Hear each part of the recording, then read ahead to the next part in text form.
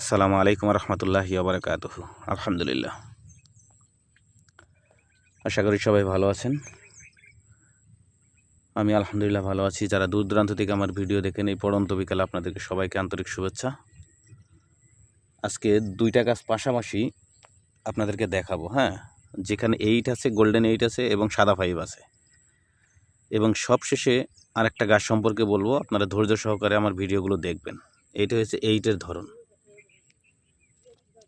দেখেন, এই দেখেন, ধরনের দিক দিয়ে 8 যেরকম, সাদা 5-ও সেরকম। দুটা গাছে আপনাদেরকে দেখাবো।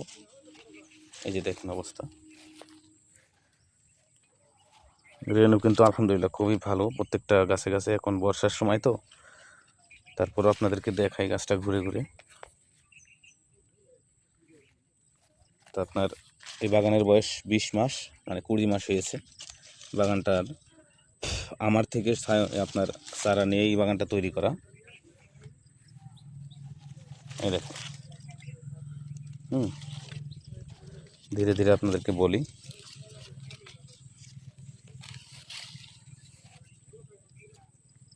প্রত্যেকটা আপনার যেই কটা 8 গাছ আছে, মাশাআল্লাহ ধরন খুবই সুন্দর। ওনার কাছে আমি জিজ্ঞেস করেছি, উনি বলছে না ভাই খুবই ভালো।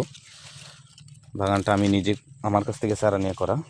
এবার আসেন আপনাদেরকে একটা সাদা 5 গাছ সম্পর্কে বলি, পাশাপাশি এই গাছটা সম্পর্কে বলবো। আসেন, এইখানে একটা, এখানে একটা, আর এইটার ভিতরে দেখেন কি পরিমাণ রেনু আছে।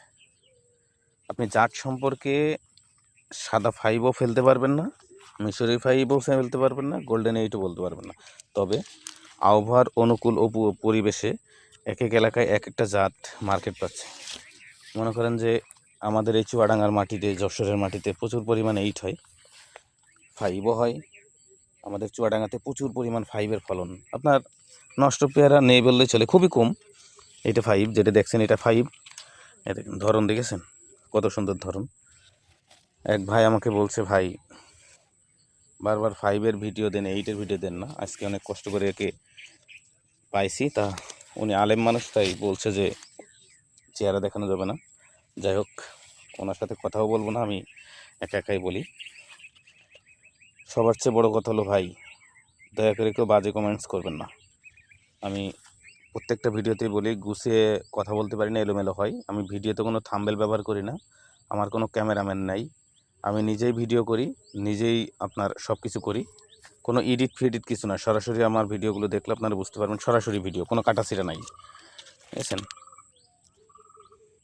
ঠিক, এই দেখেন এগুলো, এই অবস্থা। সাদা 5টা মোটামুটি আলহামদুলিল্লাহ খুবই ভালো আমাদের এলাকায়। চলেন এবার আরেকটা 8 গাছ সম্পর্কে বলি। যাই হোক, এখন যেটা দেখছেন সেটা 8। মোট কথা হলো ওই পাশে পিপি মারা এখনো হয়নি, এই পাশে পিপি মারা হয়েছে। তো জাত হিসেবে দুইটাই সেরা ভাই। এখন অবস্থা পরিবেশ পরিপ্রেক্ষিতে যে এলাকায় যেরকম হয়, দেখেছেন এটা 8। পেয়ারার সাইজ দেখেন, লম্বা আকৃতি হয়। ঠিক আছে, ধরনটা দেখেন।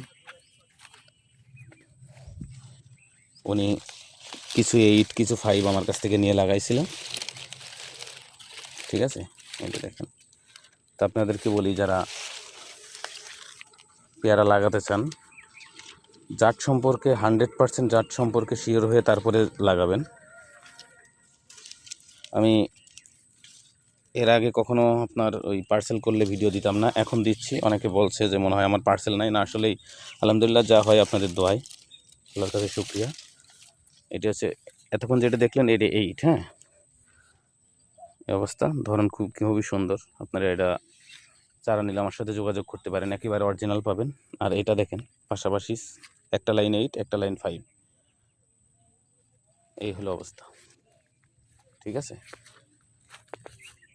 5-এর ধরন 8-এর চাইতে কম না, এবং 5-এর চেয়ে 8-এর ধরন কম না। মানে 8-এর চাইতে 5 কম না, 5-এর চেয়ে 8 কম না, কোনোটাই আপনি ফেলতে পারবেন না। দুইটার ধরনই মাশাআল্লাহ খুবই ভালো। যাই হোক, শেষে একটা আকর্ষণ আছে, সেটা দেখাবো। চলেন আপনাদেরকে এখন দেখাই সেই গাছটাই, যেই গাছ সম্পর্কে বলতে চাচ্ছিলাম। এই গাছ থেকে সাবধান। দেখেন, পুরো গাছের ভিতরে মাত্র 3টে ফল আছে, হ্যাঁ, 2টা একটা আসছে।